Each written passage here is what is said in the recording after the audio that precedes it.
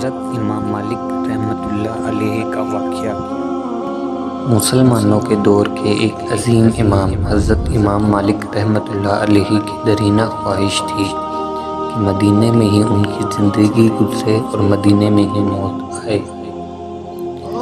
نفلی حج کے لیے بھی نہیں جاتے تھے، قضا حاجت کے لیے بھی جاتے تو دوڑے واپس چلے آتے کہ کہیں مدینے سے باہر موت نہ آ جائے۔ اسی اثناء میں ایک بار حضور پاک صلی اللہ علیہ وآلہ وسلم کی ان کو خواب میں زیارت ہوئی۔ حضرت امام مالک رحمۃ اللہ علیہ نے ان سے سوال کیا کہ حضور میری عمر کتنی باقی ہے؟ اگر اتنی باقی ہے کہ میں مکے جا سکوں اور واپس مدینے پہنچ جاؤں تو میں حج کرنے کا ارادہ رکھتا ہوں۔ حضور پاک صلی اللہ علیہ وآلہ وسلم نے 5 انگلیوں کی طرف اشارہ کیا اور واپس چلے گئے۔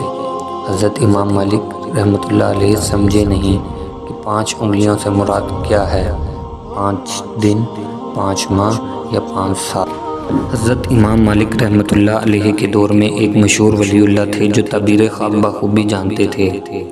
آپ رحمۃ اللہ علیہ نے ان کے پاس ایک شخص کو بھیجا اور کہا کہ جا کے یہ خواب سناؤ کہ ایک مسلمان کو یہ خواب آیا ہے، اس کی تعبیر کیا ہوگی، اور ان کو تاکید کی کہ میرا نام نہ بتانا۔ ان ولی اللہ نے اپنی بصیرت اور فراست سے معلوم کیا کہ یہ خواب کسی عظیم عالم کا ہے اور مدینے میں حضرت امام مالک سے بڑے کوئی عالم نہیں، لیکن پھر بھی ان کا نام جاننے کی اشتیاق لگا۔ اس شخص کو تاکید کی ہوئی تھی کہ نام نہ بتانا، اس وجہ سے وہ نام نہیں بتا سکا، تو ولی اللہ نے اس کو واپس بھیجا اور نام بتانے کی اجازت مانگی۔ وہ شخص واپس آیا اور اس نے بتایا کہ ولی اللہ تو آپ کو جان چکے ہیں، لیکن پھر بھی آپ کا نام جاننا چاہتے ہیں۔ تو حضرت امام مالک رحمۃ اللہ علیہ نے کہا کہ بتا دینا، اب تو ان کو معلوم ہو چکا ہے۔ وہ شخص واپس آیا اور حضرت خواب کی تعبیر بتائی جائے۔ انہوں نے 5 انگلیوں کا اشارہ سورۃ لقمان کی آخری آیات کی طرف کیا کہ 5 چیزوں کا علم صرف اللہ کے سوا کسی کو نہیں، ان میں سے ایک موت ہے۔ کوئی شخص نہیں جانتا کہ اس کی موت کس زمین پر آئے گی۔ القرآن۔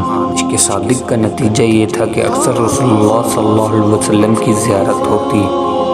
حضرت امام مالک رحمۃ اللہ علیہ سے منقول ہے کہ جب بھی میں سویا ہوں تو رسول اللہ صلی اللہ علیہ وسلم کی زیارت ہوئی ہے۔ مدینے سے ایسی عشق اور چاہت کا نتیجہ یہ تھا کہ ساری زندگی مدینے میں گزری اور آخر میں مدینے میں موت آئی اور جنت البقیع میں مدفون ہوئے۔